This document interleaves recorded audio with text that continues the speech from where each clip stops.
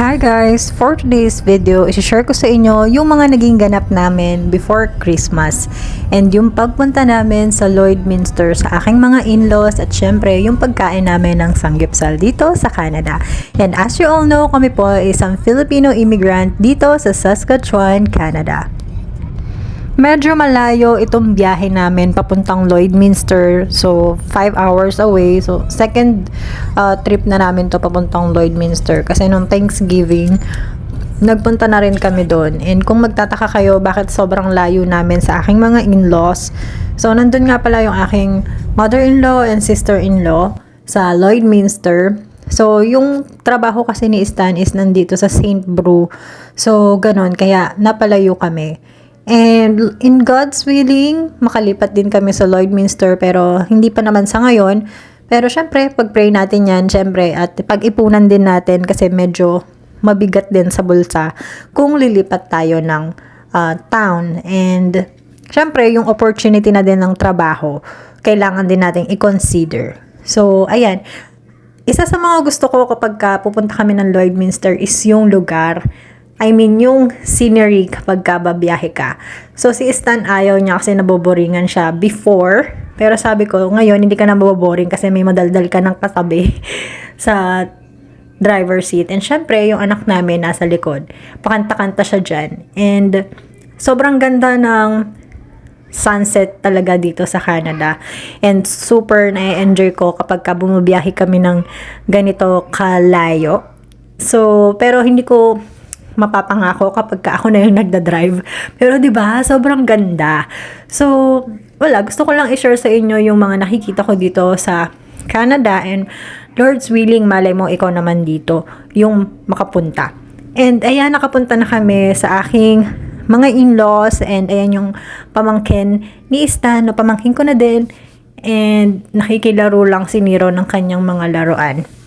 So, meron lang kaming a-attendan dito na debut, kaya kami nagpunta before Christmas. Kaya hindi na kami nakapunta nung Christmas talaga.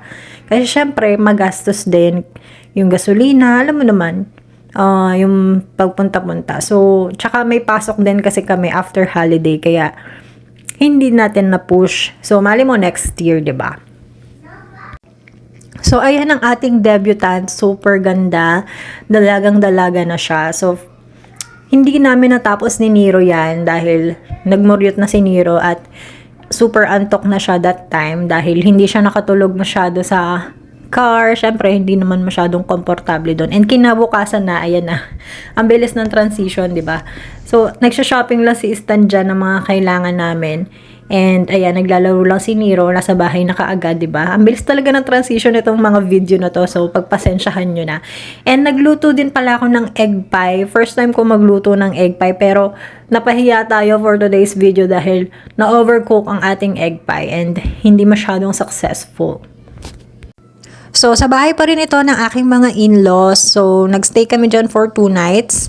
And, huwag nyo nang pansinin yung sando ni Stan dahil marami nang napagdaanan yan sa buhay. Tsari! Naglalaro lang yung mag-ama dyan and napapasubo yung kanyang tatay. And sobrang Christmas talaga dito sa bahay ng aking mga in-laws. Sobrang ganda ng kanilang decorations. And kinabukasan, nag-church lang kami.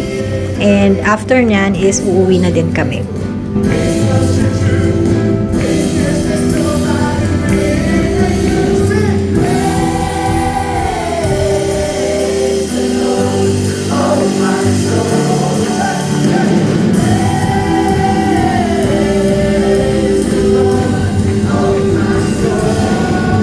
So, pagkatapos namin sa church, hindi na kami nag-lunch. Nag-take out na lang kami ng wrap sa McDonald's. And then, dadaan muna kami sa Saskatoon, which is dun din naman yung way namin pauwi.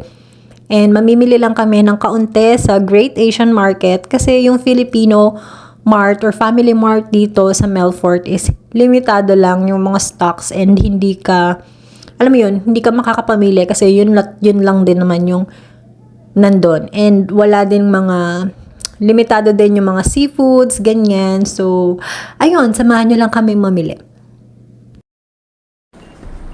Madula, dito tayo ngayon sa Great Asian Market.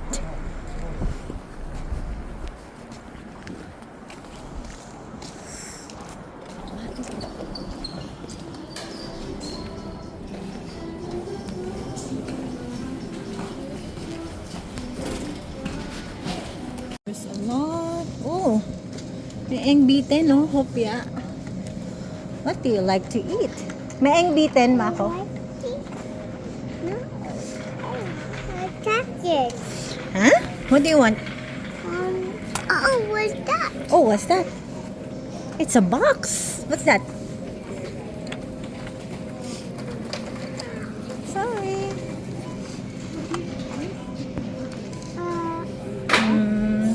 This is a mommy. Yes, dear. What's that? Tulingan.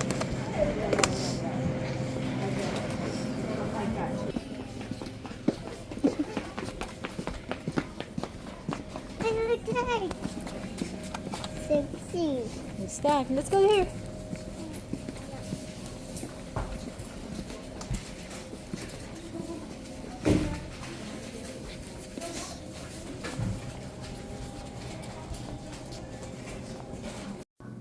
Alam nyo, dito sa Great Asian Market, ang sarap mamili. Pero sobrang mahal din ng mga paninda. Kaya, i-maximize nyo kapag pupunta kayo dito, siguraduhin nyo marami kayong pambili. Charing! So, after namin mamili sa Great Asian Market, pupunta naman kami dun sa Samgyeopsal na kinainan nila Stan dati. So, gusto ko lang siyang itry, pero alam ko naman na mahal yung Samgyeopsal dito, pero why not, 'di ba? Minsan lang naman, and Pasko naman. So, kakain kami ng Samgyup. First time ko magsa-Samgyup dito sa Canada. Ayan, dito kami kakain sa Jeju Korean Barbecue sa Saskatoon, sa Idlewild Drive. Ayan, nakikita niyo.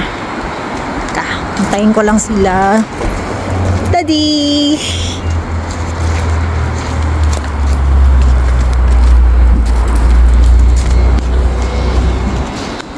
Ito backpack yan.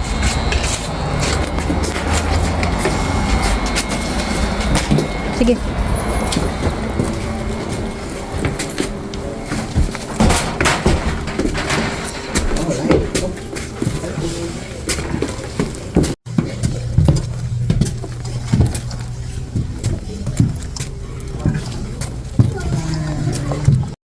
So, yan ang order namin.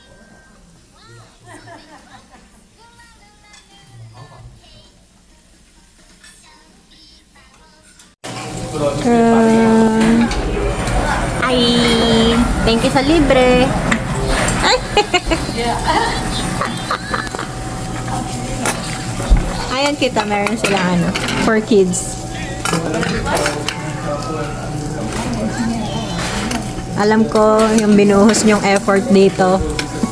na nagagawa din ako ng ganito eh.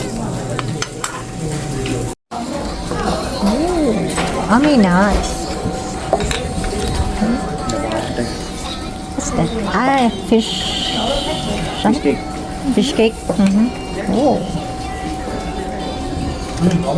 This is hot.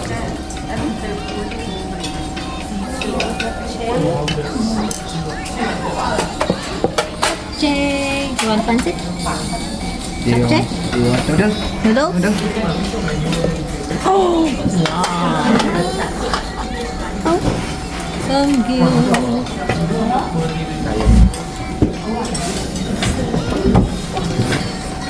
Thank you. Thank you. Oh, we have 3 already. Yeah. Thank you so much. Thank you. Oh, that's hot.